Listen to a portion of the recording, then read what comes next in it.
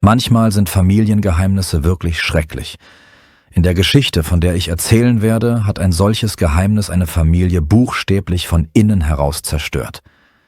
Ich habe bereits über viele grausame Familienangelegenheiten berichtet, aber diese Geschichte ist nicht nur wegen des Verbrechens selbst besonders schrecklich, sondern auch wegen des abscheulichen Geheimnisses, das über Jahre hinweg zu verbergen versucht wurde. Tristan und Blake Barris waren leibliche Brüder, 14 und 13 Jahre alt. Insgesamt hatte die Familie 6 Kinder. Blake war der Älteste, Tristan der Zweitälteste. Beide interessierten sich für Autos und Motorräder. Blake spielte gerne Fußball, unterhielt sich gern, schloss schnell Freundschaften und munterte diejenigen auf, denen es schlecht ging. Man sagte ihm nach, er habe ein großes Herz. Bei ihm wurde ADHS diagnostiziert, weshalb er manchmal in schwierige Situationen geriet. Tristan litt unter Angstzuständen und wurde manchmal zum Opfer von Mobbing, blieb aber dennoch freundlich und liebevoll gegenüber denen, die er liebte. Als bei einem seiner Freunde Krebs diagnostiziert wurde, färbte Tristan seine Haare leuchtend gelb, um auf die Spendensammlung für die Behandlung aufmerksam zu machen. Mit der Zeit wurde er gerade wegen dieser auffälligen Haarfarbe in Erinnerung behalten. Die Brüder lebten mit ihrer Mutter Sarah Barris in Sheffield, England und besuchten die First Park Academy. Ihr Zuhause befand sich in der Greghouse Road im Stadtteil Chagrins. Es war eine typische Sozialwohnung mit einem verwilderten, ungepflegten Garten. Viele Nachbarn sahen Tristan und Blake oft. Auch wenn die Menschen ihre Namen nicht kannten, erinnerten sie sich an 2 höfliche, stets lächelnde Jungen, die regelmäßig in die örtlichen Geschäfte kamen. Sarah erzählte allen, dass der Vater ihrer Kinder gestorben sei. Einer der Jüngeren war fest davon überzeugt, dass sein Vater im Zweiten Weltkrieg gefallen war, obwohl wir das Jahr 2019 hatten. Tatsächlich war Sarahs Stiefbruder Brandon Marchand der Vater ihrer Kinder. Sarah und Brandon hatten jahrelang eine heimliche Beziehung. Für ihre Umgebung und für die Kinder selbst war Onkel Brandon einfach ein Verwandter, der der Familie half. Es fiel auf, dass Brandon jemand zu sein schien, der alles tun würde, worum Sarah ihn bat. Er war buchstäblich zu allem bereit, um ihr zu helfen. Es wurde berichtet, dass Sarah in ihrer Kindheit Misshandlungen in der Familie erlebt hatte, darunter auch sexuelle Gewalt. Von ihren 6 Kindern hatten 4 besondere Bedürfnisse und Sarah konnte ihnen bei weitem nicht immer die notwendige Unterstützung geben. Sie wandte sich an die Sozialdienste, lebte jedoch ständig in der Angst, dass man ihr die Kinder wegnehmen würde. Sozialarbeiter besuchten die Familie regelmäßig. In ihren Berichten verzeichneten sie keine eindeutigen Anzeichen von Misshandlung oder schwerwiegender Vernachlässigung und hielten Sarah für eine gute Mutter, die sich um ihre Kinder bemühte. Dabei hatte Sarahs leiblicher Bruder Martin schon vor vielen Jahren versucht, die Behörden auf den Fall aufmerksam zu machen. Er sagte, dass er sich seit frühester Kindheit Sorgen um seinen Neffen gemacht habe. Martin erinnerte sich, dass er immer das Gefühl gehabt habe, dass etwas in der Beziehung zwischen Sarah und ihrem Stiefbruder nicht stimmte. Seinen Worten zufolge waren beide auf ihre Weise böse und gleichermaßen zerstörerisch, als würden sie sich gegenseitig zum Schlimmsten anstacheln. Er erzählte, dass er schon damals, als die Kinder noch ganz klein gewesen seien, Brandon gegenüber Blake grausam erlebt habe. Als Tristan einmal in seinem Kinderwagen saß und Blake 3 bis 4 Jahre alt war, kam Martin zu Besuch. Sie gingen spazieren und irgendwann packte Brandon Blake plötzlich am Arm und zog ihn grob über den Boden. Für Martin war diese Episode Grund genug, um zu erkennen, dass es in dieser Familie ernsthafte Probleme gab. Danach rief er das Sozialamt an und bat darum, die Situation zu überprüfen. Nach einiger Zeit meldete er erneut seine Bedenken. Seinen Angaben zufolge war das im Jahr 2009 oder 2010. Er tätigte 3 Anrufe, berichtete, was er gesehen und gehört hatte und erhielt jeweils die Antwort, dass man sich darum kümmern werde. Allerdings meldete sich niemand mehr bei ihm. Er erinnerte sich auch an seine gemeinsame Kindheit mit Sarah und Brandon. Ihre Mutter hatte 8 Kinder von 4 verschiedenen Männern. Eine Zeit lang lebten die Kinder in Pflegefamilien, doch später wurden sie alle wieder nach Hause zurückgebracht.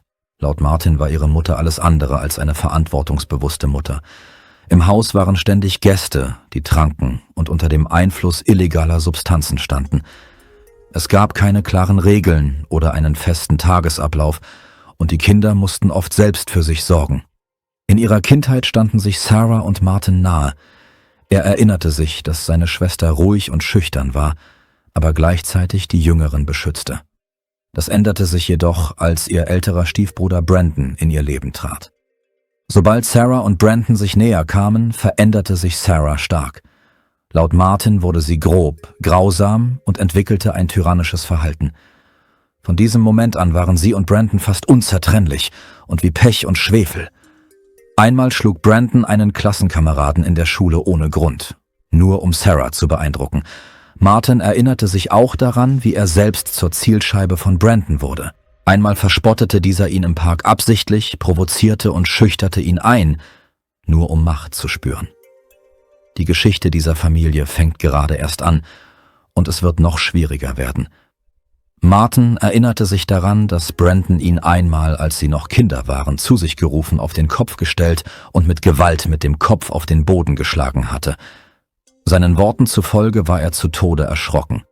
Brandon war grausam, konnte Menschen ohne Grund schlagen und geriet ständig in Schlägereien. Sarah war immer an seiner Seite, als seine Partnerin.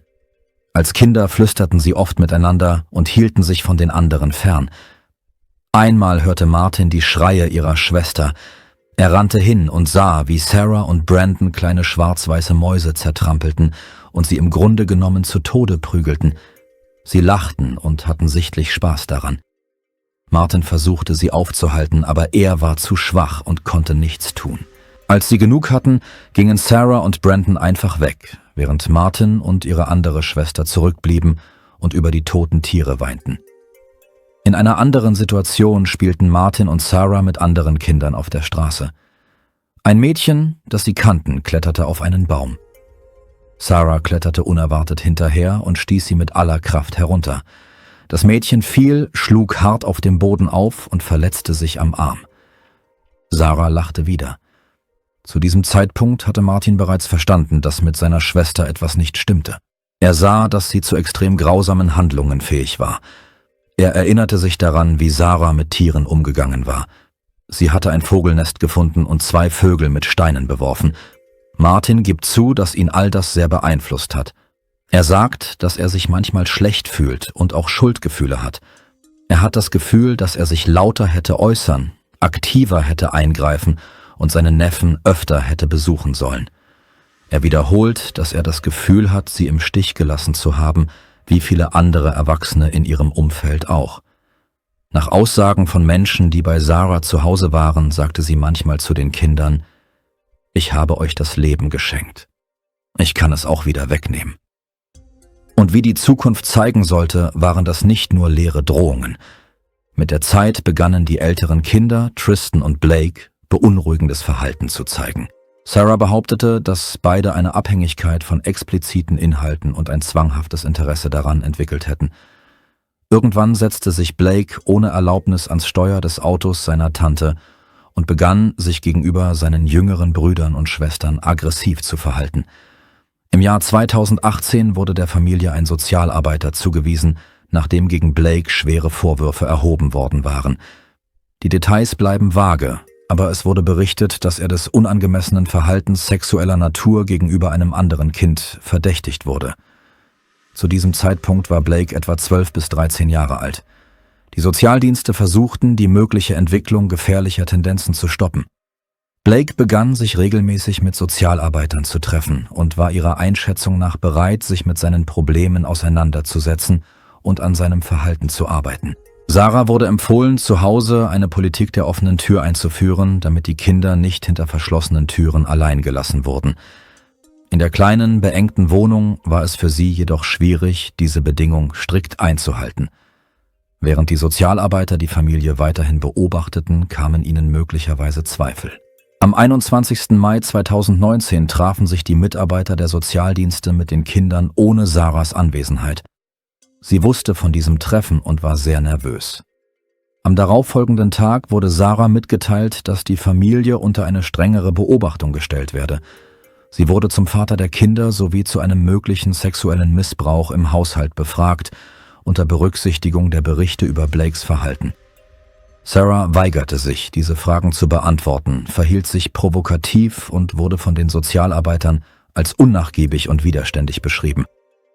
Am 23. Mai 2019 nahm Sarah einen Anruf entgegen.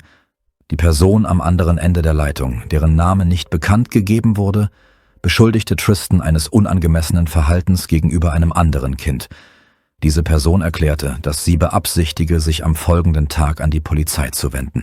Es gibt Hinweise darauf, dass Sarah bereits seit der ersten Welle von Anschuldigungen im Jahr 2018 über extreme Maßnahmen nachgedacht haben könnte. Sie schrieb mit Freunden, beklagte sich und versuchte, sich Luft zu machen. In einer ihrer Nachrichten schrieb sie, dass sie sich wie eine Versagerin fühle und dass alles, was gerade passiere, dieses Gefühl nur noch verstärke.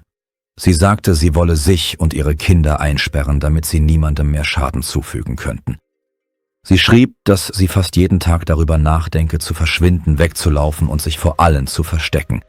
Sie gab zu, dass sie in ihrem Kopf die unterschiedlichsten Optionen durchging, um aus dieser Situation herauszukommen, von der Übergabe der Kinder in Pflege bis hin zu einem erweiterten Gewaltverbrechen und der Einweisung in eine psychiatrische Klinik. Dabei fügte sie hinzu, dass sie ihre Kinder zu sehr liebe, um ihnen das Leben zu nehmen, sie aber aus demselben Grund auch nicht in Pflegefamilien geben könne. Es wurde berichtet, dass Sarah im Juli 2018 Bilder mit einem Sensenmann und düsteren Zitaten in ihren sozialen Netzwerken gepostet habe. Unter einem der Bilder schrieb sie, dass sie nicht böse und gefühllos sei, sondern einfach nur müde davon, ständig betrogen und ausgenutzt zu werden. In einem anderen Beitrag zitierte sie Stephen Kings Roman Under the Dome. Mord ist wie Kartoffelchips. Es ist schwer, bei einem zu bleiben. Die Summe der neuen Anschuldigungen, die verstärkte Aufmerksamkeit der Sozialdienste und die Angst vor der Aufdeckung ihrer geheimen Beziehung zu Brandon trieben Sarah und ihren Stiefbruder zu einem folgenschweren Entschluss, dem Tod mehrerer Mitglieder der eigenen Familie. Nach den vorliegenden Informationen wurde dieser Plan nicht nur einen einzelnen Tag lang vorbereitet und ein Anruf mit der Drohung, zur Polizei zu gehen, könnte den letzten Ausschlag gegeben haben. Sarah begann, verschiedene Medikamente im Haus zu sammeln, um sie den Kindern zu geben. Nach ihrem Plan sollten sie im Schlaf eine Überdosis erhalten und anschließend wollte sie aus dem Leben scheiden. Von Anfang an waren Sarah und Brandon in ihrer verdrehten Wahrnehmung davon überzeugt, dass der Tod besser sei, als wenn die Kinder vom Sozialdienst weggenommen würden. Nach Angaben der Ermittler sammelte Sarah verschiedene Medikamente im Haus und zwang ihre 4 älteren Kinder, diese einzunehmen. Die Kinder weigerten sich, versuchten zu protestieren, doch sie nötigte sie, die Tabletten zu schlucken. Gleichzeitig schrieb Sarah Nachrichten und veröffentlichte Beiträge in sozialen Netzwerken über eine angebliche Epidemie in ihrem Haus, um den Eindruck zu erwecken, dass die Familie lediglich schwer erkrankt sei. Die eingenommenen Medikamente verursachten starkes Unwohlsein und Symptome wie Übelkeit, Schwäche und eine allgemeine Verschlechterung des Gesundheitszustandes. Sarah hoffte, dass sie bis zum Morgen nicht mehr am Leben sein würden. Die Mischung erwies sich jedoch als nicht tödlich und sie überlebten. In ihrer Verzweiflung, ihren Plan zu Ende zu bringen, begann Sarah verzweifelt im Internet nach weiteren Möglichkeiten zu suchen, darunter Ertränken, Ersticken oder das Abdrücken der Luftröhre. Gegen 5 Uhr morgens rief sie Brandon an und bat ihn, zu ihr zu kommen. Er fuhr mit dem Taxi zum Haus in der Greg House Road. Zu diesem Zeitpunkt war der Versuch der Vergiftung bereits gescheitert. Daraufhin gingen Sarah und Brandon zu direkter körperlicher Gewalt über. Nach Angaben des Gerichts töteten sie Tristan und Blake durch Erwürgen. Es wurde berichtet, dass Sarah den Gürtel ihres Hausmantels benutzte, während Brandon seine Hände einsetzte. Tristan wehrte sich zunächst und flehte seine Mutter an, aufzuhören. Einer der Jüngeren erinnerte sich später, dass Blake seinen Brüdern und Schwestern noch zurufen konnte, dass ihre Mutter Tristan etwas antue, bevor Brandon sich ihm zuwandte. Irgendwann verloren beide älteren Jungen das Bewusstsein. Um sicherzugehen, dass keine Lebenszeichen mehr vorhanden waren, bedeckten Sarah und Brandon ihre Köpfe mit Plastiktüten. Danach öffnete Brandon laut den Akten ruhig einen Energy-Drink, während Sarah ins Badezimmer ging, wo sie versuchte, einem der jüngeren Söhne schweren Schaden zuzufügen.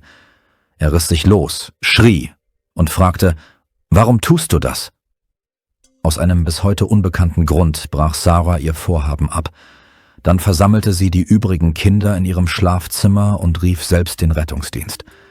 Möglicherweise überwogen Angst, Panik oder Schuldgefühle, und genau das rettete den 4 übrigen Kindern das Leben.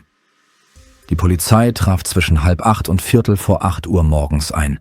Die Beamten fragten nach dem Befinden der Familie und danach, wo sich die beiden älteren Kinder befänden. Sarah antwortete, dass Tristan und Blake angeblich zu Besuch gegangen seien. Doch eines der überlebenden Kinder sah die Beamten, fuhr sich schweigend mit der Hand über den Hals und deutete damit an, dass die Brüder nicht mehr lebten. Sarah bemerkte dies und sagte scharf: »Hör auf, sag so etwas nicht.« Die Polizeibeamten gingen ins Zimmer und fanden Tristan und Blake in den Etagenbetten. Die Plastiktüten waren noch immer über ihren Köpfen. Die jüngeren Geschwister hatten keine tödlichen Verletzungen erlitten, wurden jedoch zur Untersuchung ins Krankenhaus gebracht.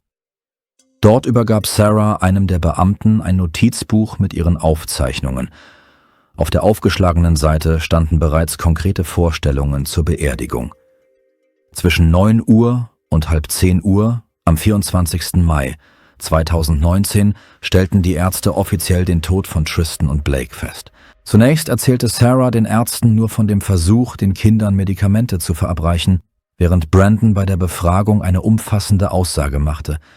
Er gestand, dass er begonnen hatte, Blake am Hals festzuhalten, weil er das Gefühl gehabt habe, jemandem das Leben nehmen zu wollen. Sarah und Brandon wurden vor Ort festgenommen. Die 4 überlebenden Kinder wurden nach der Untersuchung im Krankenhaus behalten und am Nachmittag desselben Tages entlassen. Ihre Identität wird gemäß britischem Recht nicht bekannt gegeben, da sie zum Zeitpunkt der Tragödie jünger als 13 Jahre alt waren. Die Anwesenheit von Polizei und Krankenwagen vor dem Haus zog schnell die Aufmerksamkeit der Presse auf sich. Zunächst war nur bekannt, dass Kinder verletzt worden waren, später dann, dass 2 von ihnen ums Leben gekommen waren. In den ersten Stunden kursierten Gerüchte über eine mögliche Schießerei in dem Haus, zumal es weniger als 1 Meile von der Hartley Brook Academy entfernt lag und viele Eltern sich ernsthaft um die Sicherheit der Schüler sorgten. Die Polizei beruhigte die Einwohner. Der Vorfall habe nichts mit der Schule zu tun und es bestehe keine Gefahr für die Schüler. Der Unterricht verlief wie gewohnt, abgesehen davon, dass am Morgen ein Hubschrauber des Rettungsdienstes vorübergehend auf dem Schulgelände landete. Im Laufe des Tages gab die Polizeibehörde von South Yorkshire mehrmals Stellungnahmen gegenüber Journalisten ab. Die Vertreter betonten, dass sich die Ermittlungen noch in einem frühen Stadium befänden, keine Gefahr für die Umgebung bestehe und die Familie professionelle Hilfe erhalte. Auch Martin, Sarahs Bruder und Onkel der Jungen, erfuhr von dem Vorfall. Er sagte, er habe die Nachricht über einen Link in den sozialen Medien gesehen. Seinen Worten zufolge war es, als hätte er einen Schlag in den Magen bekommen, ihm sei buchstäblich übel geworden. Bald darauf sprach er mit seiner Mutter, die ihm erzählte, dass Sarah und Brandon verhaftet worden seien. Am nächsten Tag wurde bekannt, dass sie wegen Mordes angeklagt worden waren. Martin sagte, er sei schockiert und empfinde Abscheu. Seinen Worten zufolge gebe es für solche Menschen keine passenden Worte. Er beschrieb Tristan und Blake als höfliche, freundliche und einfühlsame Jungen und bezeichnete das Geschehene als einen schrecklichen und sinnlosen Verlust. Er kritisierte offen die Sozialdienste, die seit Jahren von den Problemen in der Familie wussten, jedoch nie konsequent eingegriffen hätten.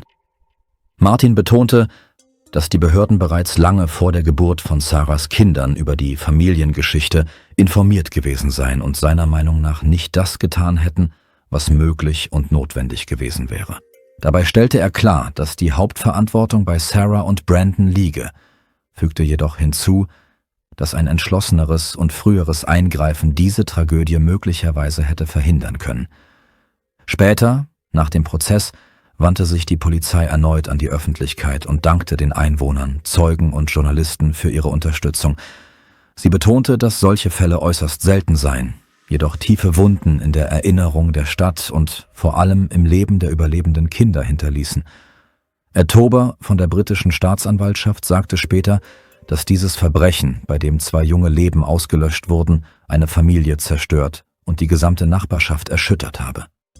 Die beiden jüngeren Kinder seien Zeugen der Angriffe auf Tristan und Blake gewesen.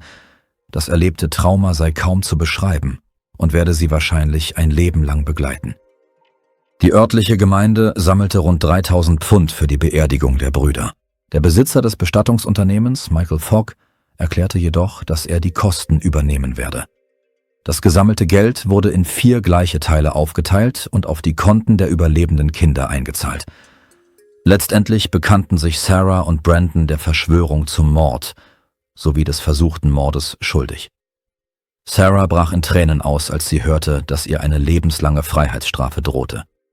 Die Staatsanwältin Cara Meli teilte dem Gericht mit, dass eines der älteren überlebenden Kinder geäußert habe, es habe Angst, ebenso grausam zu werden wie seine Eltern, da sowohl seine Mutter als auch sein Vater Mörder seien. Das Kind sagte, es vermisse Tristan und Blake sehr. Zu den Motiven von Sarah und Brandon sagte die Staatsanwältin, dass sie um jeden Preis verhindern wollten, dass die Kinder in Pflege genommen werden und gleichzeitig panische Angst hatten, dass die Behörden von ihrer Beziehung erfahren könnten. Die jüngeren Kinder, die zum Zeitpunkt der Tragödie noch nicht einmal 3 Jahre alt waren, hätten weder während der Ermittlungen noch nach dem Prozess darum gebeten, ihre Mutter zu sehen und hätten auch nicht nach ihr gefragt. Vor Gericht wurde erklärt, dass die Kinder die notwendige Unterstützung erhielten, um ihre seelischen Traumata zumindest teilweise zu verarbeiten.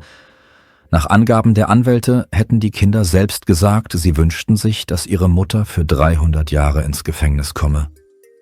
Der Junge, dem Sarah Schaden zufügen wollte, entwickelte eine ausgeprägte Angst vor dem Baden. Mitarbeiter der Sozialdienste und andere Fachkräfte, die mit der Familie gearbeitet hatten, sagten vor Gericht aus, dass sie im Haus keine offensichtlichen Anzeichen für schwerwiegende Verstöße gesehen hätten und Sarah und Brandon nach außen hin als unauffällige Familienangehörige wahrgenommen worden seien. Sarahs Anwalt, Brian Cox, berichtete über ihre schwierige Kindheit und die langfristigen psychologischen Folgen dieser Erfahrungen. Er erklärte, dass die Angeklagte verzweifelt befürchtet habe, ihre Kinder würden in Pflegefamilien untergebracht werden und dass sie sich mit dem Gedanken, sie zu verlieren, nicht habe abfinden können. Richter James Goes bemerkte in seinen Ausführungen zum Schicksal der überlebenden Kinder, dass sich die älteren Geschwister deutlich an viele der erschütternden Ereignisse rund um den Tod von Tristan und Blake sowie an den Versuch erinnerten, einem der Kinder schweren Schaden zuzufügen. Ihre eigenen Worte beschrieben Angst, Verwirrung und tiefe Trauer. In einem schriftlichen Gutachten eines Sozialarbeiters, das vor Gericht verlesen wurde, wurde auf die unvermeidliche emotionale Überforderung angesichts des schweren Verlusts und auf die enorme seelische Belastung hingewiesen, die auf den Schultern der Älteren laste und sich später unweigerlich auch auf die Jüngeren auswirken werde, sobald sie alt genug seien, um zu begreifen, was geschehen war. Der Richter betonte, dass die langfristigen Folgen für die Kinder nicht vorhersehbar seien, jedoch mit hoher Wahrscheinlichkeit sehr schwerwiegend ausfallen würden. Bis zur Urteilsverkündung war es der Presse untersagt, über die inzestuöse Beziehung zwischen Sarah und Brandon zu berichten. Erst nachdem diese Tatsache vor Gericht eindeutig festgestellt worden war, erlaubte Richter Goss den Journalisten, offen darüber zu berichten. Die Urteilsverkündung selbst wurde von Richter Jeremy Richardson geleitet. In seiner Ansprache an die Angeklagten sagte er, dass keine seiner Worte das volle Ausmaß ihrer Taten wiedergeben könne. Seiner Einschätzung nach sprächen die Verbrechen für sich. Es gehe um den Mord an 2 älteren Söhnen, um den Versuch, 4 weiteren Kindern das Leben zu nehmen, sowie um den umfassenden Plan, alle Kinder der Familie zu töten. Er betonte, dass er praktisch keine Zweifel habe und dass jeder der Angeklagten mehrere lebenslange Haftstrafen verdiene. Letztlich wurden Sarah und Brandon zu einer Freiheitsstrafe von 35 Jahren verurteilt, mit der Möglichkeit einer vorzeitigen Entlassung auf Bewährung frühestens nach Ablauf dieser Zeit. Das bedeute, dass sie den größten Teil ihres Lebens hinter Gittern verbringen würden. Matthew Saunders, ein Freund der Familie, gab nach der Urteilsverkündung vor dem Gerichtsgebäude eine Erklärung ab. Er sagte, Tristan und Blake seien offene, selbstbewusste und lebensfrohe Teenager mit großen Plänen für die Zukunft gewesen. Sie hätten viele Freunde gehabt und laut ihm jeden Raum erhellt, insbesondere Tristan mit seinen bunt gefärbten Haaren. Matthew erklärte, dass das alltägliche Leben nie wieder so sein werde wie zuvor. Die jüngeren Geschwister, die zu ihren älteren Brüdern aufgesehen und sie nachgeahmt hätten, müssten nun ohne sie weiterleben. Er betonte, dass die Tragödie nicht nur das unmittelbare Umfeld, sondern die gesamte Region getroffen habe. Ein Teil des Herzens eines jeden von uns ist am 24. Mai 2019 gestorben, sagte er. Er fügte hinzu, dass die Angehörigen zwar erleichtert seien, dass Gerechtigkeit geübt worden sei, dies die Jungen jedoch nicht zurückbringe und das Geschehene nicht ungeschehen mache. Zudem dankte er den Rettungsdiensten für ihre Bemühungen, Tristan und Blake zu retten, sowie den Einsatzkräften für ihre Unterstützung in den schwersten Monaten. Nach Abschluss der Gerichtsverfahren im Fall von Sarah und Brandon wurde eine Sonderuntersuchung zu diesem schweren Todesfall von Minderjährigen eingeleitet. In Großbritannien sind solche Untersuchungen obligatorisch, wenn ein Kind stirbt. In dem Bericht wurde festgestellt, dass die Mitarbeiter der Sozialdienste Sarah insgesamt als kompetente, fürsorgliche und grundsätzlich fähige Mutter wahrgenommen hätten.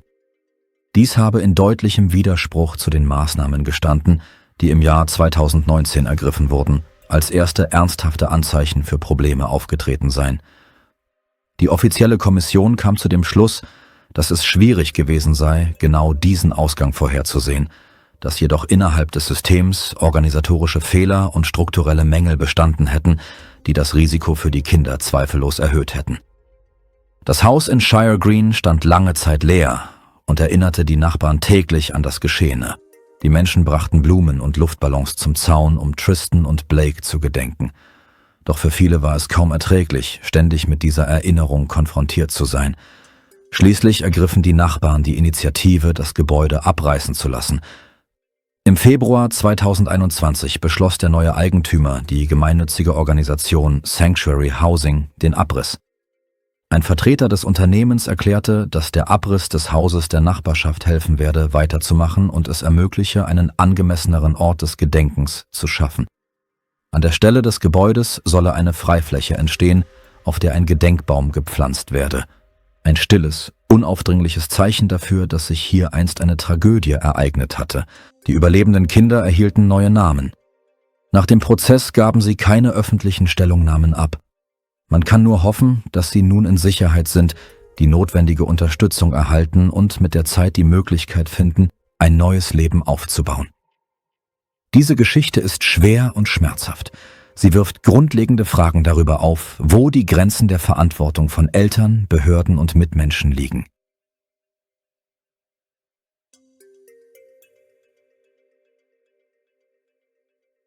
Danke fürs Zuschauen und passen Sie auf sich auf.